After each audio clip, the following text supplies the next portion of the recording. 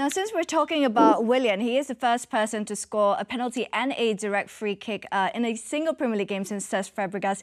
There has been some issues in terms of contract for him this season. Of course, by the end of the season, he will be a free agent. He has extended until the end of the season. Dennis, based on what you've seen, do you think he deserves an extension of the 3 years that he's asking?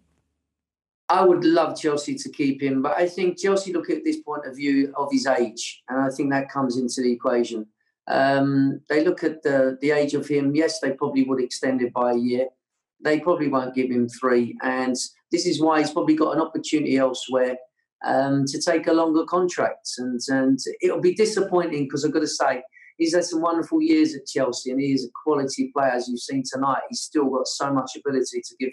So it'd be sad to see him go, and I think that's why I think they're building already Chelsea to try and replace Willian with other personnel, and that's what they're going to have to do, because once you take him out with the quality that he has, the assists that he gives, the goals that he gives, you're taking a big chunk of it out away from a offensive player that you need to replace, and so it's very important. But we will miss him when he goes, because he has been, I've got to say, a wonderful talent for Chelsea.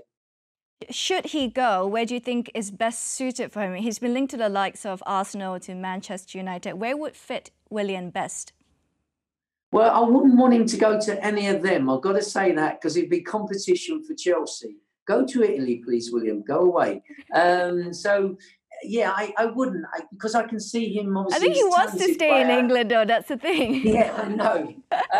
But I think, look, he would be a fit for anyone at Arsenal and teams like that. I think it would be a wonderful fit for them. So that's the sad thing about it, is that we'll let him go to an opposition that wants to compete, and we have to replace him with more. I think we have replaced him, but we will want a lot more, because we'll be depending on only 2 when you want more. So it would have been nice. I think Pedro's going to go as well, so we're going to lose 2 wide men, which would be disappointing to lose him as well. So when you look at it and you look at the quality that's going, we've got to look. Then Chelsea have got to look for quality that's got to come in. Now, Gary, you've worked as a manager and as well during your playing time. Which transfer, or perhaps any of your friends, that you've regretted the most?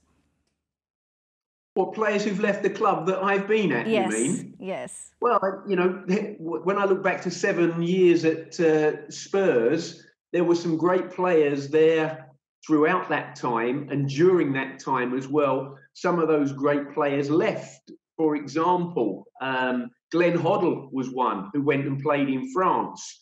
That was a big loss for the club, but Glenn wanted to further his playing experiences abroad. I'm thinking of another one. Chrissy Waddle came and went. Richard Gough, the central defender, just had 1 season at Tottenham. What a player he was.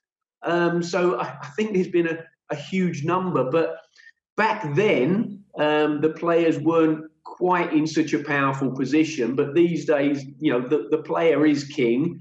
Willian wants what he wants from Chelsea. They aren't prepared to give it. And Willian knows that any club, I would say almost throughout the entire top 4 or 5 leagues in Europe, who want a wide player, who creates opportunities, who scores goals, who can take free kicks, would be very interested in him. So all the power rests with him.